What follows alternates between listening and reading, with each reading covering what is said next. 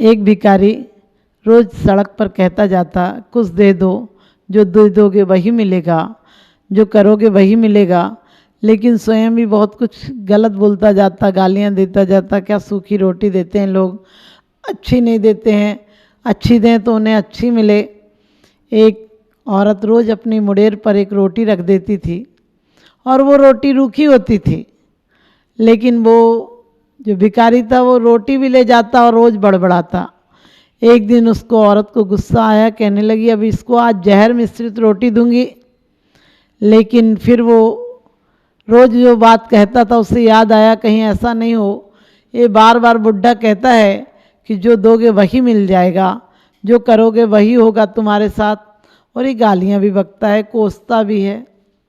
अचानक उसके मन में विचार आया कि मिश्रित रोटी क्यों दूँ, रोटी तो जैसी देती हूँ वैसी दे दूँ। अचानक कहते हैं उसको रोटी, उसने अच्छी वाली रोटी रख दी वहाँ पर, और वो बुढ़ा रोटी लेते हुए चला गया। लेकिन रोटी लेते हुए चला गया, अचानक उस औरत का बेटा कोई 10 साल से बाहर पड़ रहा था, और उसने देखा कि रात को बेटा बहुत परेशान, बहुत फटे से कपड़े पहने, बहुत मुसीबत में, और रात को अपने घर आया और उसने माँ से कहा माँ दरवाज़ा खोलो। उसकी माँ ने बेटे की हालत देख के माँ रोने लगी, कहने लगी बेटा तुझे क्या हुआ था, तू इतना परेशान क्यों हो गया, तू इतना दुखी क्यों हो गया। उसने कहा माँ क्या बताऊँ, मैं कहीं फंस गया था, मुझे किसी लुटेरों ने लूट लिया, मेरा सामान लूट लिया और मुझे बंधक बना कर रखा।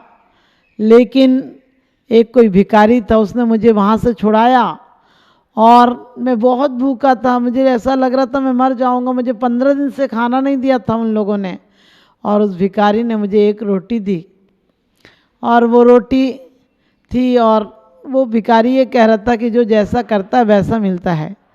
उस औरत को समझने में देर नहीं लगी कि मेरी रोटी जो मैं भिखारी को देती थी, क्योंकि उस बच्चे ने जो हुलिया बताया था, जो कपड़े बताए थे, जो जैसा बाबा बताया था, वो वही बाबा था जिसको कि रोज़ रोटी ले जाता था भिखारी, और उसी भिखारी ने बाबा के रूप में और उसको बचाया और उसे खाना दिया, वही रोटी दी जो उसके यहाँ से ले गया था।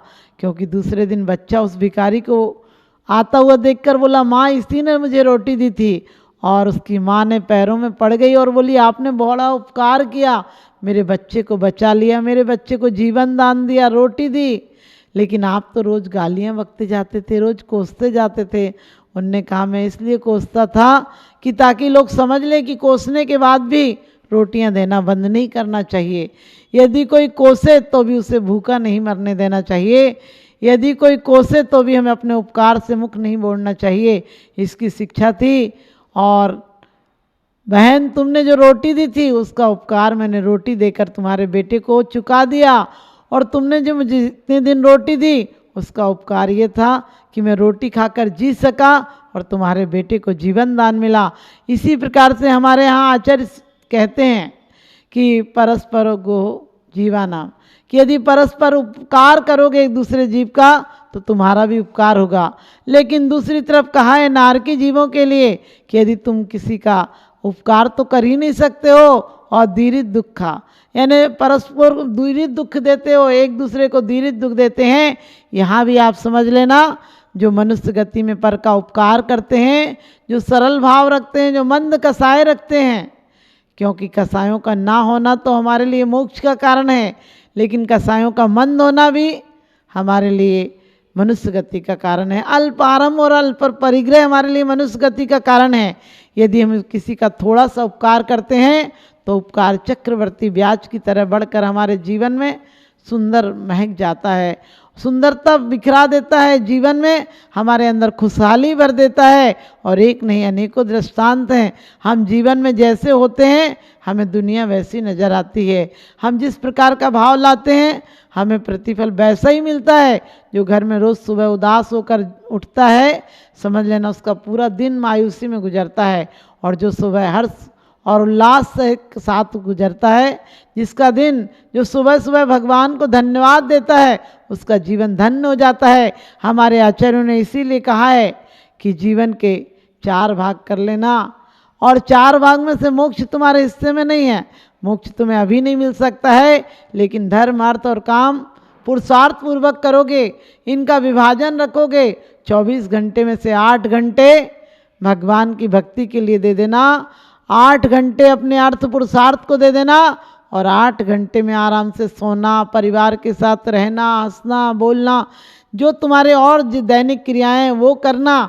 यदि तुमने ईमानदारी से 8 घंटे दे दिए भगवान के लिए, आपके जीवन में सुख संपन्नता आ जाएगी, आपका जीवन खुशियों से भर जाएगा। क्योंकि धर्म का मतलब वो नहीं है कि आप कोई क्रियाकांड कर लो, धर्म का मतलब है आप अपने जीवन को उपकार से भर दो, अपने जीवन को सुविचार से भर दो, और अपने चारित्र को शुभ व्यवहार से सुंदर कर दो। शुभ व्यवहार का मतलब यही है हम किसी से गलत नहीं बोलें, किसी के साथ गलत व्यवहार नहीं करें, किसी के लिए अपमान नहीं करें, सरलता का व्यवहार रखें, नम्रता का व्यवहार रखें, सहयोग का व्यवहार रखें। एक होती है सहानुभूति और एक होती है समानुभूति। समान अनुभूति करना बहुत मुश्किल है। हम सहानुभूति के तो 2 शब्द कहीं कह भी लेते हैं, लेकिन अंदर हमारे अंदर इतनी दया नहीं आती है कि सहानुभूति की जगह समानुभूति करें, अनुभूति करें उसके दुख की, उसकी तकलीफ की, उसके अभाव की, तो हमें जीवन में कभी दुख नहीं होगा। और एक नहीं, आपने देखा पद्मरुचि। पद्मरुचि कौन था? पद्मरुचि एक राजा थे, और पद्मरुचि ने एक बैल को, मरणासन्न बैल को, जो कीचड़ में फंस गया था, उसे निकलने की कोई उम्मीद नहीं थी और वो निकाल भी नहीं सक रहे थे, लेकिन उन्होंने एक ही बात कही थी कि भाई मैं तुझे निकाल तो नहीं सकता हूँ क्योंकि तू बहुत फंस गया है, लेकिन मंद कसाई रखना, किसी के प्रति दोष मत देना किसी को। और सबसे बड़ी बात है कि इस जीव ने अनंत काल से बहुत दुख भोगे हैं, अब एक बार तू समता पूर्वक मरण कर। उसे नमोकार मंत्र सुनाया, उसे जीवन में सही जीने की दिशा दी, और इसके कारण आप सबको पता होगा कि वह पद्मरुचि का जीव आगे चल के भविष्य में राम बने। और जिस बैल को सुनाया था वो पहले तो एक राजा का लड़का बना, नमोकार मंत्र के प्रभाव से राजा का लड़का बना। उस राजा के बेटा को जाकर वहाँ जाति स्मरण हो गया और ख्याल आया मैं यहाँ बैल था, मुझे किसने उपकार किया कि मैं आज राजा हो गया। और जैसे ही जाति स्मरण आया, याद आया कि मैं बैल की पर्याय में तड़प रहा था, जीवन मौत से जूझ रहा था, लेकिन मुझे एक सेठ ने नमोकार मंत्र सुनाया था। अब वो सेठ कहाँ मिलेगा मेरा उपकारी, जिसने मुझे इतनी अच्छी पर्याय में भेजा है। ऐसा भाव आते ही वो तो राजा का बेटा था, उसके घर पर, उसके राजमहल में एक सुंदर मंदिर था, उसने मंदिर में वही चित्र बनवा दिया चित्रकारों से कह के, जिसमें कि ये कीचड़ में फंसे बैल को कोई सेठ नमोकार मंत्र सुना रहा है। उसको देखकर और उसने पहरेदार लगा दिए कि इसको जो कोई भी गौर से देखे उसे बैठा लेना और मुझे बुला लेना। सब लोग आते, सरसरी नज़र से देखकर चले जाते भगवान के दर्शन के बाद। लेकिन एक दिन पद्मरुचि आए और पद्मरुचि सोचते हैं कि मैंने बैल को नमोकार मंत्र सुनाया था, लेकिन किसी को तो पता नहीं था ये चित्र ठीक ऐसे ही का ऐसा कैसे बना हुआ है, किसने बनवाया। वो घटना थी, यहाँ किसको पता है कि बैल और इस राजभवन से क्या संबंध है। जैसे ही वो खड़े होकर गौर से देख रहे थे, वैसे ही सिपाहियों ने आकर कहा कि भाई साहब आप बैठ जाइए, हमारे राजकुमार जी ने आपको याद किया है। और राजकुमार आया, राजकुमार ने सारा वृतांत जाना पद्मरुचि से। पद्मरुचि ने कहा कि हाँ मैंने एक बैल को नमोकार मंत्र सुनाया था। और कहते हैं वो राजकुमार उनके पैरों में नम्रीभूत हो गया, नमस्कार करने लगा, झुक गया, कहने लगे आपने मेरे साथ कितना बड़ा उपकार किया था, मैं तीव्र संक्लेश में मर जाता तो मैं नरक चला जाता। क्योंकि कहा भी है अति संक्लेश भावते मरो, घोर शुभ्र सागर में पड़ो। यदि मैं संक्लेश भाव से मर जाता तो नरक चला जाता। आपने मेरा इतना उपकार किया है कि आपने मुझे संबोधन देकर आपने मुझे संक्लेश से बचाया है। कसाई मेरी मंद हो गई और आज आपके उपकार के कारण मैं राजकुमार हुआ हूँ। आप कोई कार्य बताएं। पद्मरुचि बहुत समता वाले सम्यक दृष्टि जीव थे, उनने कहा मुझे कोई कार्य नहीं है, मेरा तो कर्तव्य था। मुझे लगा कि कोई भी जीव अंतिम समय में ऐसे ना मर जाए, अपने जीवन का लक्ष्य लेकर जाए, इसलिए मैंने तुम्हें संबोधन दिया था। और रही बात, अभी मुझे कोई काम नहीं है, जब कभी काम होगा तो तुम मेरा सहयोग देना, क्योंकि जीव परस्पर उपकार करते हैं तो ये उपकार की श्रृंखला भी चलती रहती है और ये उपकार की श्रृंखला मोक्ष तक ले जाती है।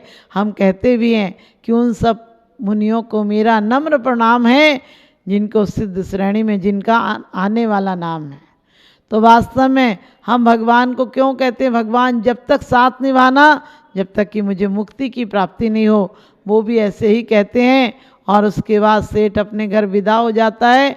वो राजकुमार उन्हें बहुत उपहार स्वरूप रत्न आदि देते हैं, लेकिन ये बात तो यहीं पर समाप्त हो जाती है। लेकिन अगले भव में वो रामचंद्र बनते हैं, और जब सीता खो जाती है तो वही सुग्रीव सबसे अहम भूमिका निभाते हैं सीता को खोजने के लिए, क्योंकि एक बार का उपकार का फल कितनी बार उन्हें उपकार के रूप में मिलता है।